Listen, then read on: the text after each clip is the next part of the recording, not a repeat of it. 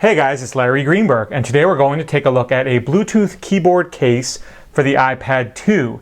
This comes from SW Box, and it sells for only $39.98. Now, I've reviewed a similar case to this in the past that sold for 2 or 3 times this price.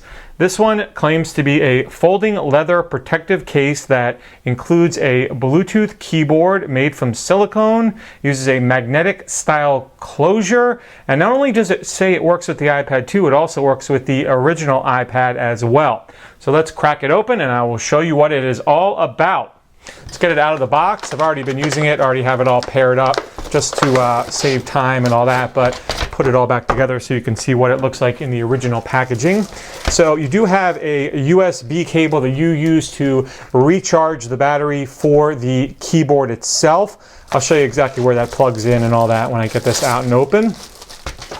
And then you have a little instruction manual, which you really don't need, but it just talks about how to charge it up and how to pair it and all that good stuff.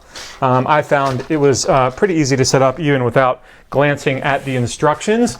And then here is the case. It has a magnetic flap on the front. You can already see the cutout there for the camera for the iPad 2.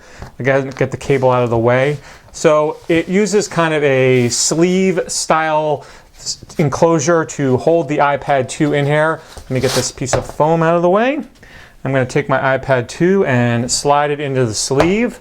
Kind of holds it in similar to the original Apple iPad case. It has this little flap that you tuck behind the iPad and it keeps it in place quite nicely. So once it's in there, fold it back up. So, you know, kind of a thick fit when it comes to, you know, the size of the iPad 2, which is already pretty slim, but, you know, because it's got the keyboard built in, you're going to have to expect that it's going to add some bulk to it. You can see on the bottom, you still have cutouts for the chargers, both on the iPad 2, and hopefully now you can make out the one for the keyboard. So you don't have to take anything out or open anything to get to the charging ports on either the iPad 2 or the keyboard itself. And then you see the little notches that are cut out there for allowing the speaker to shine through. On the top here, you have cutouts as well for the sleep awake and the headset jack. Not that you would use them per se with this all closed, maybe the headset jack, but certainly you need to open it up to actually use the iPad. And then there's also a cutout there for the mic. And that of course all comes into play when it's all open. So this magnetic flap, you know, your mileage may vary as far as the magnet goes. I know with another version of this case that used the magnet, there were some issues with the compass on the iPad. I don't use the compass on the iPad, so it's not really a big deal to me. I actually like the magnet versus the Velcro that some of the other cases of this style use. I like the magnet. I think it's just a cleaner look. So once you flip it open, you can see it's got a little notch right here, and that's where the iPad goes to stand up. Hopefully I can get this at an angle where you can see it. First thing you need to do is turn it on. There is a very small on-off switch that you kind of use your nail to slide into the on or off position.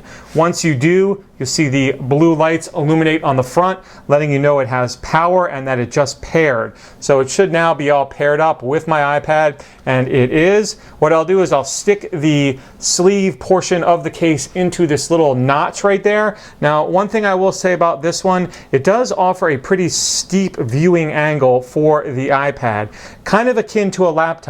You know, some of the other ones like this might offer a, you know, more laid back look as far as the angle goes, but this one's pretty steep. I don't think that's a bad thing. It's a nice viewing angle when you're using it.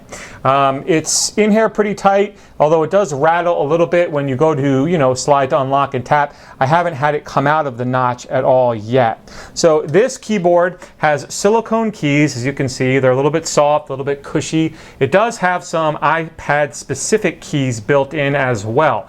This little key over here, that is a home button key. So if I press that, you can see that it's sliding around the screen. It goes to the spotlight search if I'm on one of my home screens, and when I'm in one of my apps, if I want to go back to the home screen, I just press it and it takes me back. So that's nice that it has that built in. It also has volume control, so I can raise and lower the volume right from the iPad itself, or I can mute it right from the iPad. So that's nice as well. And then it has some other functions as well. It has a search button. Again, if you're all the way on, let's say the last home screen of your iPad, and you don't want to press this to go all the way back to the first, and then again to get to Spotlight Search, you can press the search button and go all the way immediately into Spotlight Search.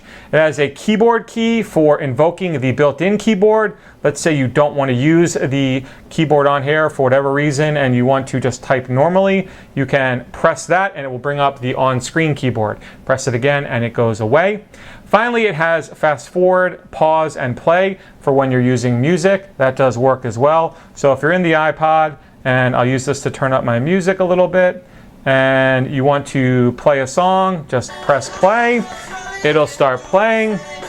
You can pause it.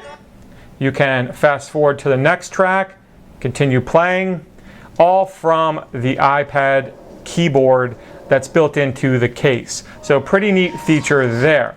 You can see it's rather small as far as keys go. Certainly it'll take some getting used to this style of keyboard, but I found that I became quite proficient when I took my time and made sure I was tapping the keys properly, even with my somewhat large hands. So as far as the rest of the case goes, you can see it does have cutouts on the front, kind of the horseshoe cutouts for the home button and for the front-facing camera. And then I already showed you that cutout on the back for the back-facing camera. It doesn't really line up absolutely perfectly. You do have to kind of slide it around to get it in place, but it does a good enough job.